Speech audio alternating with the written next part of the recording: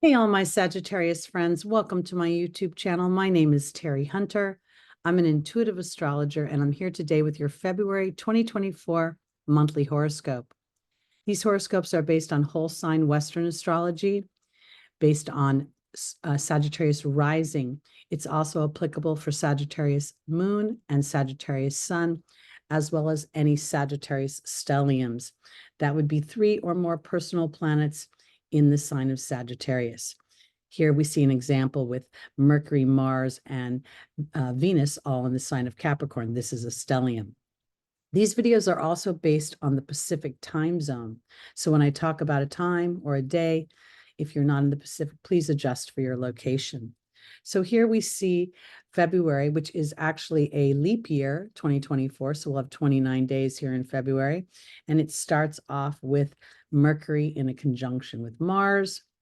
And this is putting us in a square to Eris, as well as a square to the moon, which to me, the moon moves rather quickly, so I'm not going to focus on that, but I am going to focus on this square to Eris because what the information that we garnished and we gleaned through the January transits is now sort of being tasked to really think about, am I going to put my needs, my wants, am I going to stand up for myself? Or am I going to go back to old patterns that have created frustration, potentially anger, or a sense of unfulfillment? I say that because Mars here in Capricorn is exalted. It's in its second highest vibration, and it's been traveling with Mercury quite a bit over the last couple of months, really asking for brave thought. Mercury retrograded over the galactic center 3 times, offering opportunities for downloads, information, inspired solutions to things. And I think that as we kind of embrace the idea that when we as individuals put ourselves as priorities, oftentimes we're deemed selfish or, narcissistic. There's a lot of terms. And yet at the same time, when we're happy, we can be very inspiring. And I think that's what this sextile to Neptune represents, an opportunity to see divine wisdom through standing up for myself, for my wants, for my desires. And here is Uranus offering a positive aspect to Mars as I take intentional action rather than reaction. And that's also the beauty of Mars being in Capricorn. There's not quite as quick of a knee-jerk reaction. There's a more methodical, intentional warrior here, strategic officer, as they say. We will see on the 5th that Mercury will join, we see that Mars has entered into Capricorn. What? I'm in January. Sorry, I thought I messed myself up there. I apologize. Give me just 1 second to get where I'm going. There we go. Mercury has joined Pluto in Aquarius. Now, this is another point where Mercury is really stretching to think outside the box, to be innovative, to think to the future. And Pluto here at the 0 degree, where Pluto has been hanging out since January, is really anchoring in this transformation, this willingness to dig deep into my habitual thoughts, my habitual behaviors, what I believe is expected of me, and offering me a liberation as I am willing to look at my own co-creation within my life. Here we see Venus is still transiting through Capricorn. She's about to meet up with Mars. And here, this is where we're going to start to think about how I assert myself and how I receive. Do I receive effortlessly, or do I always feel like I have to continue to push, push, push? We see the sun making a nice aspect here to Chiron and the North Node.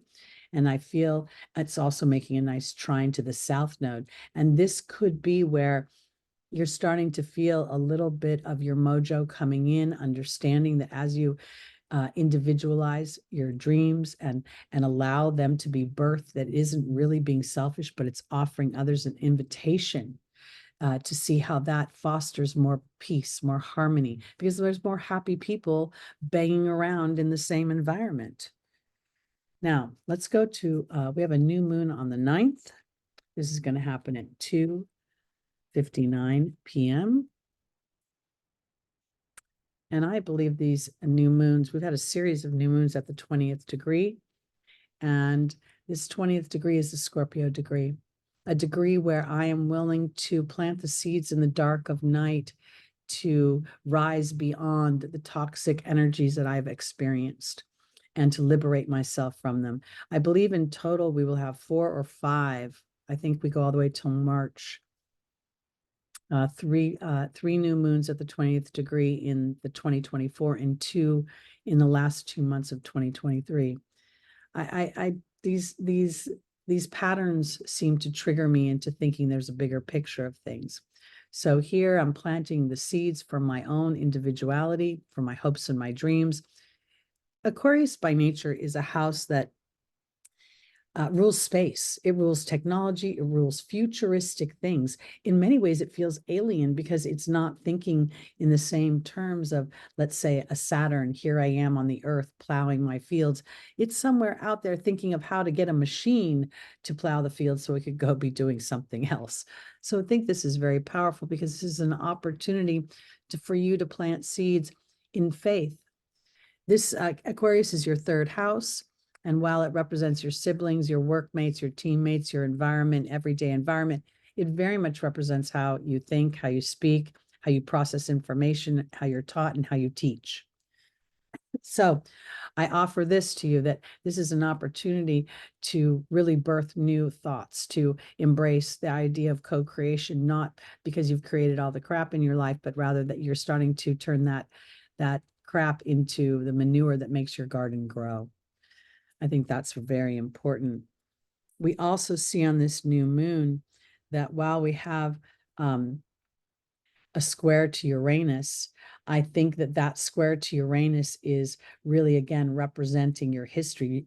Taurus, the sign of Taurus rules your self-worth based on your childhood upbringing. You know, were you nurtured? Were you told you were good at things? Were you told other things? Because this is another opportunity to liberate yourself from. And this is the planting the seeds to liberate yourself from a story that may be tethering you to a smaller version of your life. The square for me is a tense place between an old, habitual, reactionary dynamic within me, and then one that I have an awareness, but I haven't rooted that new awareness into my physical experience. And so I'm always sort of wobbly within that. And that's where the tension goes. All right, so now let's go to February 13th. Oh, let me change the time back to noon. And on the 13th, we're going to see Mars in conjunction with its co-ruler Pluto. They both rule Scorpio. And now this is a pretty intense energy. You know, it's in a sign of unexpected lightning strikes, of explosive things, of rebellion, and of you know,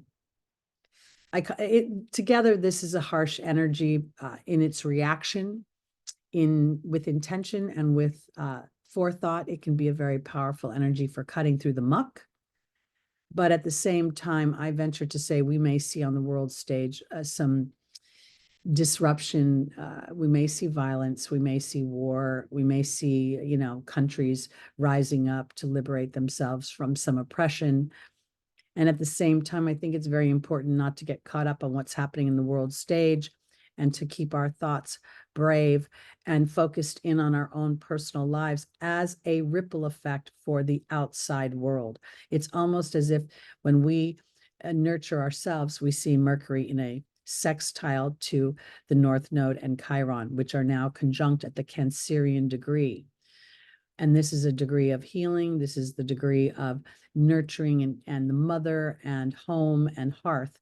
So I think as you individualize yourself here from what may be happening in the outside world and focus on your specific life, you may end up seeing more favorable dynamics showing up in your physical experience than what the outside world is experiencing. Here we do see a square to Jupiter, but it's a very loose square. And the square to Uranus, again, I think, it's a 6-degree loose square. So these aren't terribly strong right now for me. It's more about Chiron allowing me to transform my wound into a gift, asserting myself in a way that is actually thinking that I will be a better human on the planet when I'm a happy human, when I'm a person who's taking care of me. The 5th house is your house of creativity. Aries is your 5th house, and that is a house that is about your individual pleasure, your enjoyment, the conception of children, the conception of your creativity, your talents and your gifts out into the world. And I think that this Mercury is really indicating that this serves your everyday life in a very favorable way. All right, let's go on to the 16th, where we will now see Venus have her conjunction with Pluto. So we're seeing a succession of things. First Pluto is digging deep into my mind, into my everyday activities. Then Pluto's digging very deep into my anger and my frustration, asking me if I'm a criminal in my own life because I won't let go of what's bothering me. I'm just hanging on to it. And now Venus here is Pluto saying, how do you believe that you can make your money? What do you believe about your beauty? What do you believe about your value? What do you believe about your comfortable life? And these 3 planets here together, Pluto, Venus, and Mars, are really very much about the individual revolution.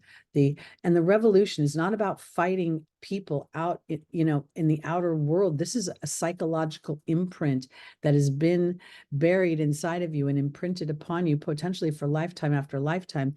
And here's an opportunity to incorporate that energy and turn it into a beautiful sword to cut through the BS and get you where you want to go. And if you're able to have the wherewithal to keep your eye on that prize versus getting too caught up in what's happening outside of you in the world at large, because I do think many things on the world stage are going to get a little funky before they get better. But that's the nature of the beast when we're restructuring how we roll. When back in the day when there was the gold rush, people were lugging around, literally tons and tons of heavy metal. And then when it went to paper money, many people didn't think paper money would last because it was just paper. And yet slowly that paper money infiltrated our world and gold became a commodity that was shifted. I mean, it's still very valuable, but we don't carry it around in our pockets. So that's what I'm getting to. I also think that if indeed during this period of time you're in a relationship, this is very close to Valentine's Day in the United States, you might want to be, actually this transit will be happening during Valentine's Day. Let's just back up a second. Yeah. So here we're seeing these planets still very much here together. Be mindful that this could be an aggravating day for love in general, because you may be finding yourself frustrated with old habits. And I think it's an opportunity to address those old habits in a new and innovative way. I'll just throw that out there. All right, let's go to the 18th. When a little later, we've got the sun at 29 degrees, 39 minutes at noon, but a little later in the day, the sun will be joining the sign of Pisces. And this is really where the sun can sort of put a spotlight on where we are either embracing our creativity, our dreams, or maybe on some level we're escaping them. Because Saturn is very much continuing a conversation with all of us about anchoring in to, make a decision. Saturn's saying, make a decision about how you want to be, how you want to show up. So for my Sagittarius, this is your 4th house. So this could be a point where the sun is coming up on Saturn saying, are you going to let your sun shine out in the world the way you want it to? Or are you going to let your history, your fears, your obligations, and your duties tether you to something that may not be completely authentic to not only you, but the expansion of your intimate family, your property, your home life? The 4th house can very much indicate your country of origin, but it's also where you feel at home. So I want to offer that to you as well. On the 23rd, we're going to see Mercury enter Pisces. There we go. Now, Pisces is, again, it's a beautifully creative sign. It's imaginative, compassionate, self-sacrificing. It's empathetic. It can be gullible and impressionable. Tends to have flights of fancy. It's kind of a house where it's illusion versus delusion. It can be secretive, slightly mysterious. And I think that mysteriousness comes because it's so empathetic. Sometimes you feel like Pisces can take on the energy of feeling like it's taking on my energy. So this awareness that you have of this Piscean energy within your home can make you actually find a spiritual highway within your compassion, but the compassion now is not for the problems or the troubles or the victimization that may be happening, but rather the rising like the phoenix up and out of it. I think as Mercury moves into Pisces, there's two ways to go. We can either start to really focus on our dreams and our creativity and put in the roots and the routine and the effort that Saturn wants. And this stellium that will see us through the end of the month could be very much in our favor. Now, on the flip side of that, it could be very challenging, especially for you Sagittarius, because this is your fourth house of home, and it could bring up old histories where you feel restricted. It could bring up issues with your father and your siblings, and having to decide whether, they supersede your own wants and desires within. I guess what I'm trying to say is that if you acquiesce to somebody else's agenda, you may find yourself in frustration. Whereas if you stay the course, you may actually liberate everybody by representing what happens when you put yourself as a priority, and the universe supports that through material gain. We see Venus and Mars in an exact conjunction at the pivotal Scorpio degree.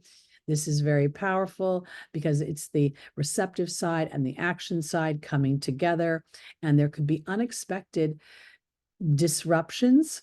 There can also be unexpected gains. And I say the gains because oftentimes I personally have experienced gain through disruption, through the loss of one thing brought in something much better.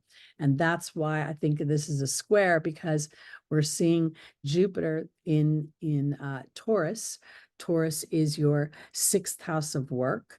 And this may be where you are having to look and say, do I continue on with where I've been, or do I allow for the expansion I've been calling for through the universe, my unique expression, my expansion into being a little bit more in control of the resources that come my way, the money that comes my way. And I think that's where many people are going into work dynamics and making money through their own personal endeavors. We could call that TikTok, Instagram, YouTube, etc. So right now it might be a side hustle, but you may find yourself prospering so much in a side hustle that it demands more attention. That could create a little bit of something, meaning a little conflict within your heart. Now we're going to go to the next day at 4:30 a.m. We're going to have a full moon in, oops, got to finish this, a.m. Oops. 4:30 a.m. on the 24th, and we're going to see a full moon in Virgo at the Leo degree. Now the sun is conjunct Mercury and Saturn, and the moon here is in Virgo. Virgo is your 10th house of work, and we said Pisces is your 4th house of home. And I feel as if in this particular situation, there is a huge illumination. Something comes up, and I could even venture to say that, you have something comes up regarding your siblings, maybe even cousins. It could even be within your neighborhood, something that may have been restrictive, may have felt repressing, limiting, I felt duty towards. And this illumination from the moon lighting, the full moon is the brightest phase of the moon, where we think of it as a culmination, but it's really putting a spotlight on something and giving us a piece of information. And what we do with that information dictates the next step. Here, I think this could be where you potentially see where you have been, dutiful to certain dynamics within your home environment. Maybe you felt you had to provide resources into the home, so you didn't have the privilege of stretching beyond and stretch, for that dream. And here you may see that it's more practical to start stretching for that dream than it is to tethering yourself to a history that might just only repeat itself. All right, and let's see here. Let's go to